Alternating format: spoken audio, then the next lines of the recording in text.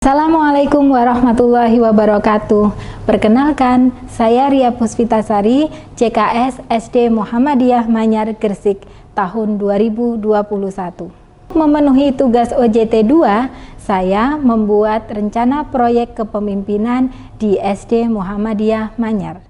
Berdasarkan analisis rapor mutu tahun 2020, masih ditemukan masalah pada standar kelulusan, yaitu keterampilan berpikir dan bertindak kreatif peserta didik rendah. Untuk mengatasi masalah tersebut, solusi yang kami tawarkan adalah pemberian tugas problem posing. Maka, judul RPK yang saya angkat adalah penguatan perangkat pembelajaran pemberian tugas problem posing untuk meningkatkan keterampilan berpikir dan bertindak kreatif peserta didik. Dalam laporan penguatan perangkat pembelajaran pemberian tugas problem posing untuk meningkatkan keterampilan berpikir dan bertindak kreatif peserta didik, terdapat 3 tahap yang dilakukan, yaitu 1. Tahap persiapan. Tahap persiapan diawali koordinasi dengan wakil kepala sekolah sebagai panitia inti, mencari dan menghubungi narasumber yang relevan, membuat modul, serta penyiapan perangkat monitoring dan evaluasi. Kedua, tahap pelaksanaan in-house training. Kegiatan ini dilaksanakan di SD Muhammadiyah Manyar secara online via Zoom meeting. Kegiatan in-house training dimoderatori oleh Koordinator Kurikulum Ustadz Rudi Purnawan Magister Pendidikan. Dilanjutkan sambutan sekaligus sosialisasi analisis rapor mutu oleh Kepala SD Muhammadiyah Manyar Ria Puspitasari Magister Pendidikan. Selain diikuti oleh semua guru SD Muhammadiyah Manyar, kegiatan in-house training ini juga dihadiri pengajar diklat CKS kelas B, Dr. Joni Setiawan Magister Pendidikan dari LPMP Jawa Timur. Kegiatan dilanjutkan dengan penguatan perangkat pembelajaran pemberian tugas problem posing dengan narasumber Kaprodi S3 Pendidikan Matematika Universitas Negeri Surabaya, Profesor Dr. Tatak Yuli Eko Siswono, Magister Pendidikan. Metode pemberian tugas problem posing dipilih sebagai solusi karena dapat meningkatkan kemampuan memahami konsep, komunikasi, pemecahan masalah, berpikir kritis, dan berpikir kreatif. Selain itu, secara tidak langsung mendukung penguatan profil pelajar Pancasila, yaitu pertama, membuat soal dengan jujur, tidak meniru pada soal di buku, dan meyakini kebenaran usaha yang dilakukan. Kedua, tugas dikerjakan mandiri dan siswa bertanggung jawab menyelesaikan soal atau tugas sendiri. 3. Membuat soal, melakukan analisis, dan mengevaluasi informasi-informasi yang dapat digunakan untuk membuat soal.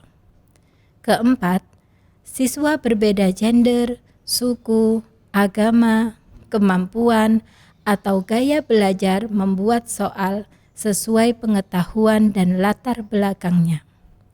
5. Tugas pengajuan masalah dikerjakan bersama dalam kelompok dan didiskusikan, dikomunikasikan, dan berbagi dengan siswa lain satu kelas. Serta keenam, hasil soal yang dibuat dapat asli dan berbeda dalam konteks dan konten. Kegiatan dan produknya mendorong kreativitas. Peserta yang sudah mengikuti in-house training diminta membuat perangkat pembelajaran problem posing dan mengimplementasikan di dalam kelas. Perangkat pembelajaran yang dibuat juga dicek oleh Ria Puspitasari sebagai monitoring dan evaluasi ketercapaian hasil kegiatan RPK. Berdasarkan hasil monef kegiatan RPK yang dilakukan pada siklus 1, diperoleh monitoring keterlaksanaan kegiatan RPK memperoleh tingkat ketercapaian 88,89%. Evaluasi hasil kegiatan RPK memperoleh tingkat ketercapaian 92,36%. Evaluasi dampak keberhasilan program terhadap peserta didik memperoleh tingkat ketercapaian 81,95%. Evaluasi pencapaian students well-being memperoleh tingkat ketercapaian 86,39% dan peningkatan kompetensi CKS berdasarkan hasil AKPK memperoleh tingkat ketercapaian 70,83%. Tahap terakhir pelaksanaan RPK ini adalah melakukan perbaikan ketercapaian pada siklus 2 dengan model pembimbingan langsung secara privat.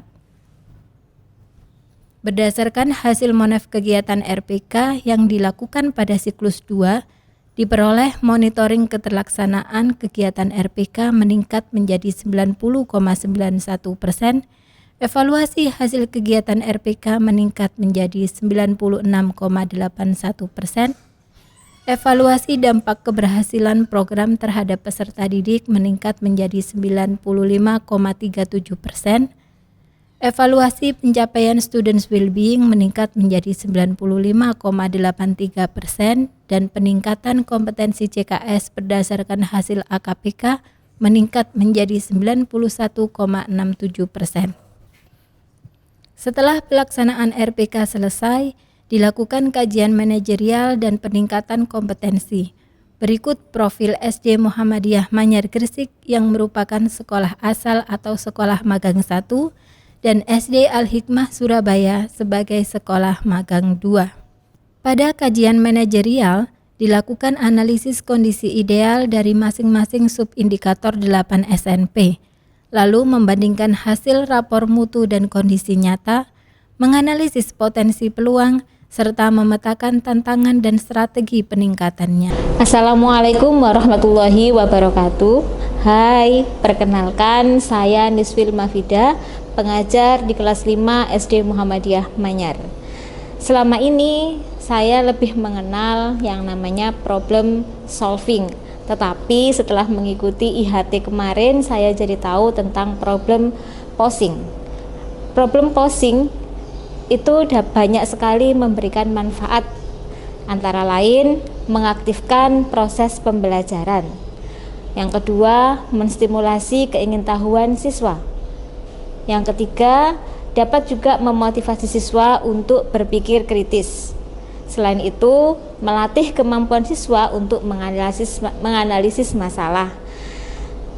Selanjutnya, dengan problem posing juga bisa memberikan siswa untuk menggunakan keterampilan bertanya atau membahas masalah. Mengembangkan bakat kepemimpinan dan berdiskusi siswa, mendorong siswa untuk belajar mandiri dan juga dapat meningkatkan rasa percaya diri siswa. Itulah yang saya rasakan selama menggunakan problem posing. Terima kasih. Demikian paparan singkat mengenai RPK, kajian manajerial, dan peningkatan kompetensi yang telah terlaksana. SD Muhammadiyah Manyar berakhlak dan berprestasi. Wassalamualaikum warahmatullahi wabarakatuh.